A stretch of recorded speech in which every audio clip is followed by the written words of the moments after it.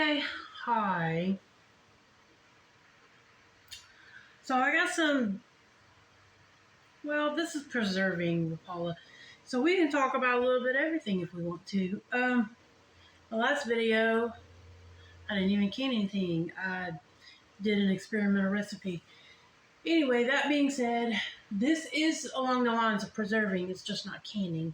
That's why I call it preserving Paula and not canning with Paula because um, there's more than one way for sustainability, right? So what I'm going to talk about today is dry canning, and I don't mean, when I did the potatoes, that was dry canning because I don't like to use the liquid in our potatoes. But another term for dry canning is doing dry storage. Um, some people can flour, meaning they put flour in the oven, or they put the oven to 240, put flour in this, and then I think it's like 20 minutes, and then turn the oven off, and then put the ring and the lid on there, just like you would canning, and then wait for it to go. Where it indents, basically sealing it. I tried that a few times. I didn't have a lot of success with it. The seal didn't want to stay. But I am going to talk about some things about vacuum sealing. I forgot my vacuum sealer. 1 second.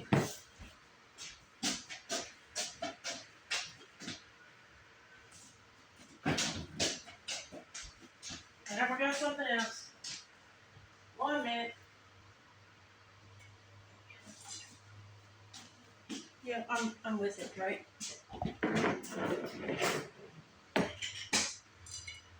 I want to see if this will reseal because I did this earlier to make sure that was working.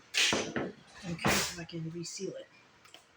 Anyway, so like dry goods like coffee beans or rice or navy beans or pinto beans. We don't do a lot of navy beans. I save those for baked beans. But anyway, so what we got going on here is, now I have a food saver, and that's like for the bags, but it has a jar attachment for wide mouth and for the regular mouth.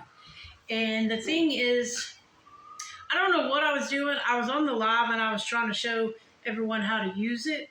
And for some reason, the jar thing wasn't working, but I was a goober and I left the ring on. That's why it wasn't working. So what did I do? I went and bought something just for jar sealing.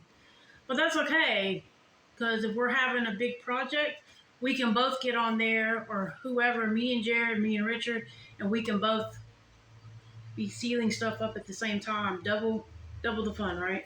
So, but I'm just going to show you this because it's the same concept. It's just without the big, bulky food saver. So, but you can order for the food saver or whatever brand. It doesn't have to be the food saver brand. Mine's a off brand or whatever. It's fine. Just go on Amazon and look for jar attachments, and nothing to it. And they're super cheap. I think because you get the wide mouth and you get the regular mouth both. But anyway, so this has both as well. We're going to focus on this today because it's more compact. So here's the wide mouth. And then you just add, I think I showed it on a short or something on Facebook. I don't have the box with me. And then here's the regular. See? Hope you can see that. So what you do, and it's real simple, you put the lid on. You don't put the ring on too, just the lid. And you just pop it over there gently. Give it a minute to it'll kind of correct itself. And the manufacturer recommends no more than 40 seconds. With this being a pint, you don't need 40 seconds. Probably more like 20. But here we go. I gotta be quiet so you can listen. Sorry.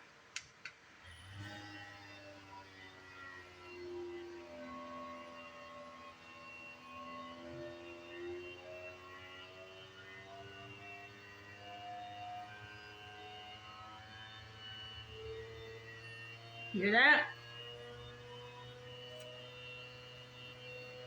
Okay. I'm going to stop it at 20. Let's see what happens. Yep, it's sealed. And that's always the standard, to hold it up by the lid like that. And that shows that it's not coming loose no matter how much you pry, unless you use the tool to lift it up. That goes for dry storage as well. Now another option, if you want to double the fun, there's what we call oxygen absorbers. And this, I would put just one of these. This is one of the small ones. We're going to get into that in a minute. But in the jar sealing, that's also an option. Let's do something else. Here, I've got some wheat berries. So let's try that. Okay, this is just a small 5-pound bag. I think these are the soft wheat. Yeah. This is a nice little farm. Let me see if I can get it up close enough where you can see the website. That's the brand. Looks like you can see it pretty good. This is soft white wheat, and you'll see if you get into storing wheat berries, there's hard and soft. Now, some are white berries, some are red berries. Typically,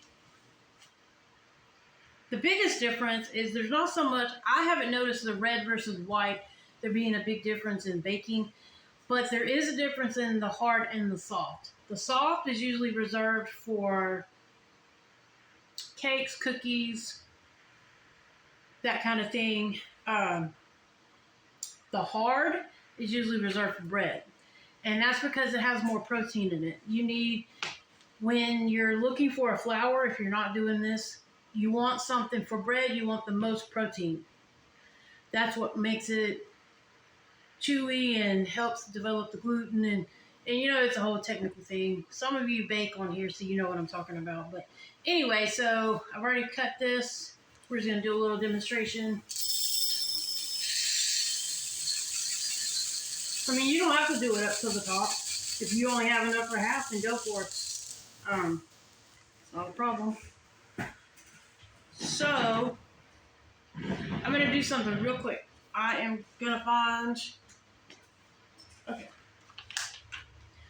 So, this is the smallest cc that I know of, and it's 300 cc's. And they come in a vacuum sealed bag. And there's always more than one. If you look, see how the eye is pink? That means that they're still fresh and haven't been used. Pretty much the indicator on all the brands, it doesn't really matter what brand, it's going to be pink. See on that one, the 3000 cc, that's pink. And here's a different brand, also pink. When you see that, that means that it hasn't been opened or resealed or anything like that. Because once you break the seal, you got to roll quick. Generally, if you have a big project, like maybe you have 20 of these that you're going to do, right? Or you count however many is in a pack. Say, let's just say there's only 10 in here. So you would get 10 of whatever you're using ready before you put in there, because these things heat up and they will create moisture in the bag if you don't hurry up and seal it, or in the jar. Okay? So if you're doing the vacuum seal, there's really not a point, I feel, that you need to do the oxygen absorbers. I do the oxygen absorbers more for little packets like this, the little Mylar bags. We're going to get into that in just a minute. So I'm not going to open this just yet, but we're going to, you can shake it around so you can get, okay, so I'm going to do something, you know how our mamas always said, do like I say, not like I do. I'm going to tap it down a little bit. So now it's down to the rim. So we're going to take the lid, set it on top, again, position it over the jar and just hit on. And this one right here is rechargeable. You just plug it into a cell phone. It comes with the charger. I wish I could find the box. I know that I have it on one of my videos I'm gonna post. So when you hear it winding up like that, that means it's sealing. If it doesn't start making that winding up sound, that means it's not sealing.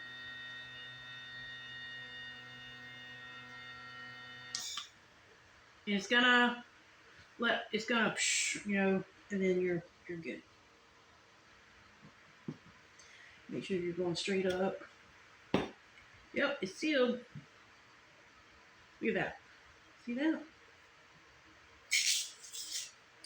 And you can put the oxygen absorbers in this. I don't. I feel like that's enough. Okay, so we got that and that. Okay, now let's talk about the bags.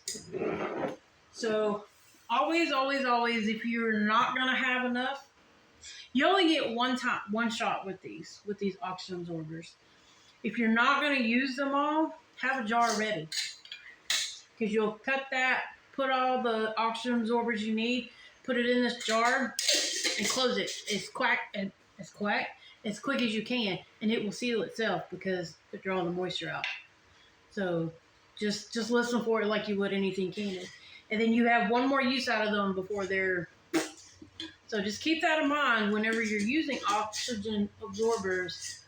You get one time. You get one shot after you open them.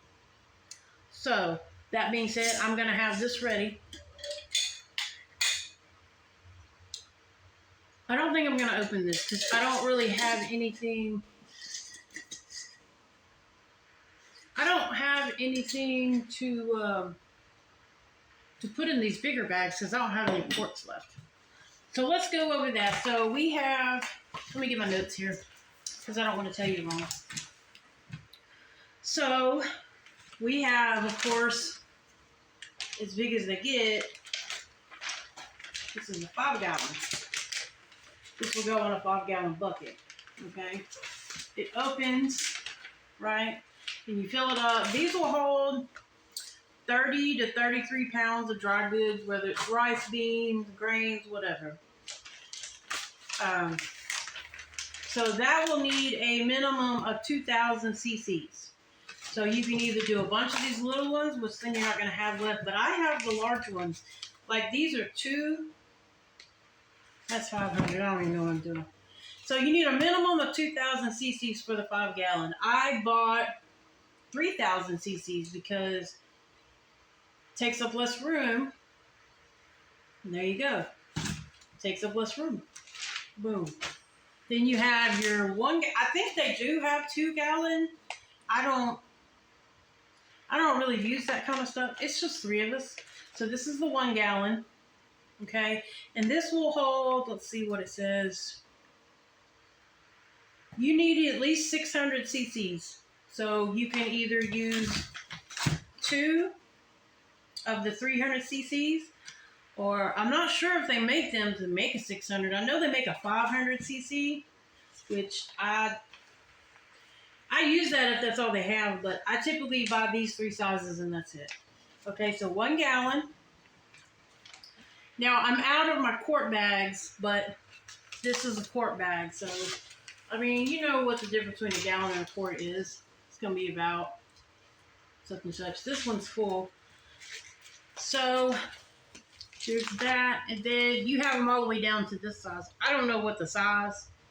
I don't know what the amount that this holds. Or remember what it's called. But it's about a handy dandy ruler. I can't read centimeters. So this is 3.5 inches by 5.5 inches. And what I do with this, I buy my, whatever the bulk spices that I buy, I package them in these. That way they stay fresh. And then I just keep a small, thing, you know, whatever, in the cabinet. That way it can go in my storage room and it doesn't get stale. So that being said, those are the 3 sizes for the oxygen absorbers. And again, like I said, if you're doing 40 pounds, wait, no. If you're doing 60 or 70 pounds and you're going to be using a bunch of the 5 gallons or whatever you want to put it in, there's no wrong way to do this. Whatever sizes works for you. Make sure you have, if you're not going to use the oxygen absorbers, make sure you have a jar. Don't go and wait. Make sure you have the jar ready, because as soon as you get done plopping them in the bags to seal, close it and tighten it up. It'll seal itself. Okay, that is so important. I can't stress that enough. I say that repeatedly because how do we learn from our mistakes, right? So anyway, so that's the different sizes. Like I said, if you go online, you'll see all the different sizes. Get what's going to work for you.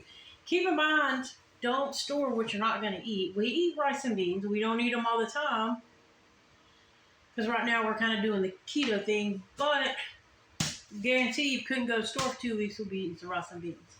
So typically,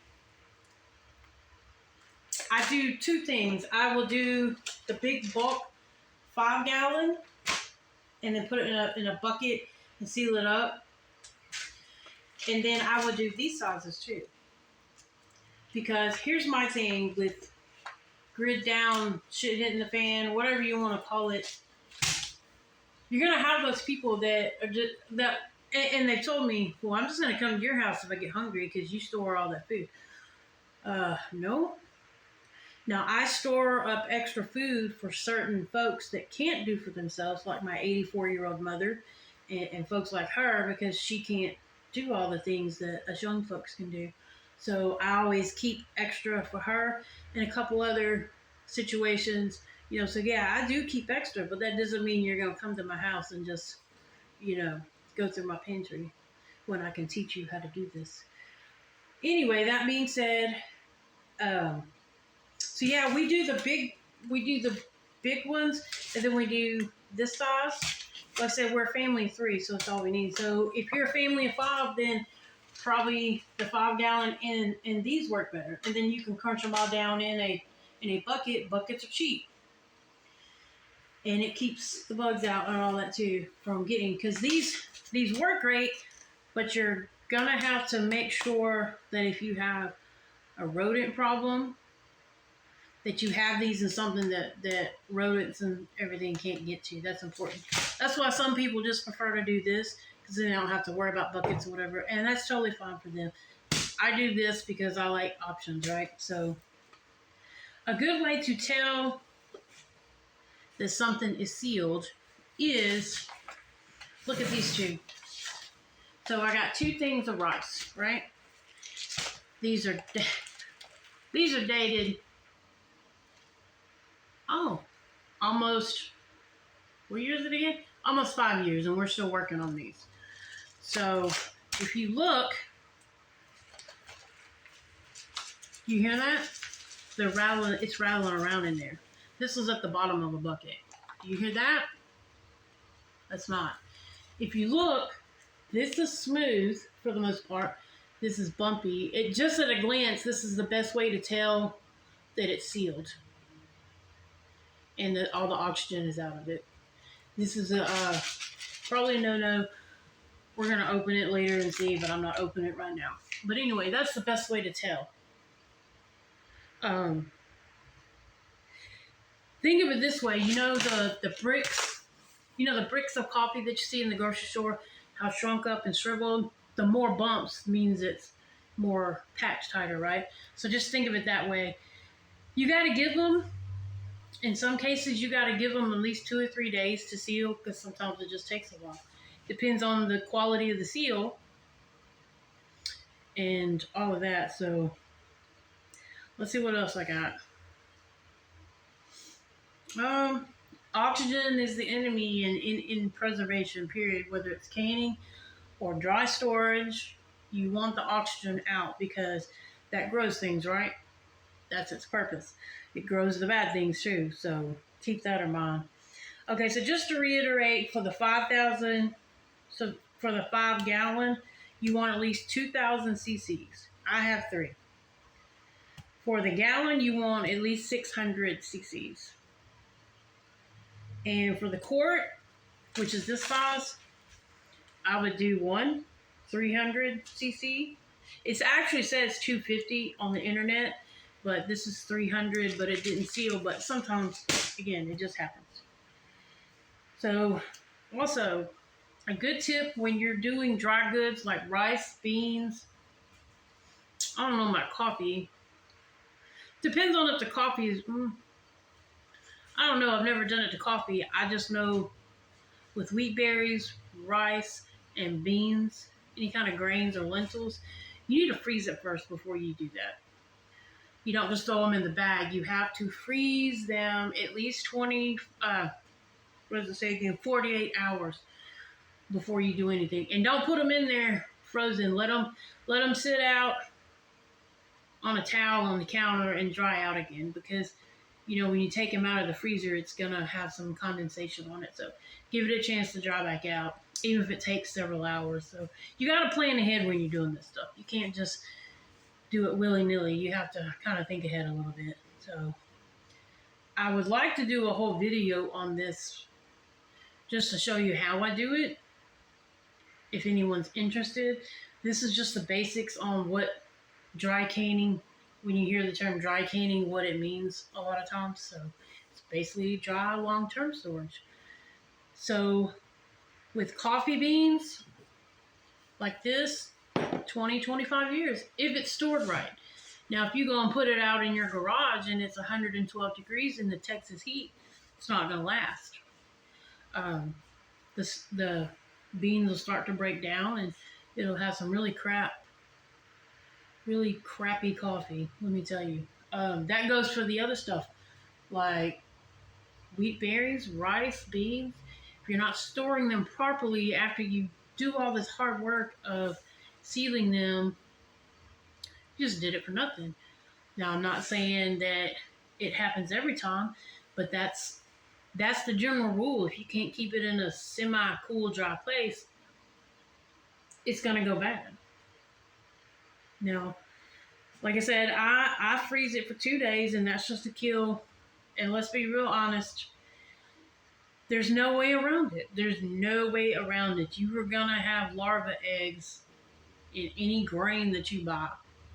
Probably not coffee beans, because, they're separate. But beans, maybe, yeah. I'm not going to chance it. Wheat berries, definitely. Rice, definitely. Just shake some rice out in a little sieve without wetting it, and you'll see crap falling out of it. So that's something to keep in mind. You can't avoid it. It's not, even if you grow the wheat yourself, grow the beans yourself, it's still going to happen. If it's in big vats, just sitting there for days, sitting in a barn somewhere, or sitting whatever, you're going to have larva eggs. That's why you have to freeze them, to kill that. Because guarantee you don't do that, you put this on the shelf, 10 years later, no problem. There's no oxygen in there. As soon as you pop that off, and then you just put it in a canister in the cabinet, guaranteed you're going to come back in 2 weeks and there's going to be bugs in it, because the eggs weren't killed. Don't shoot the messenger. I'm just telling you. So yeah, that's about it for now. I just wanted to kind of go over this with you a little bit. I love doing this for y'all. I really do. I know some people don't care for it, and that's fine too. That's fine too. But for those that really want to learn stuff or whatever, you're my people, because I dig this stuff. I'm a firm believer in being prepared, not live in fear. So, I sound weird when I say that, but you know what I mean.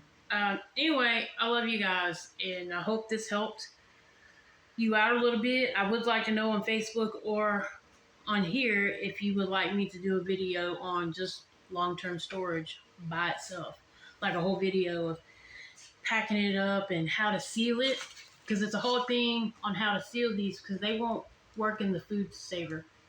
Okay, you got to use like a flat iron or a regular iron. And if you want to see how to do that, I can show you. It's not a problem.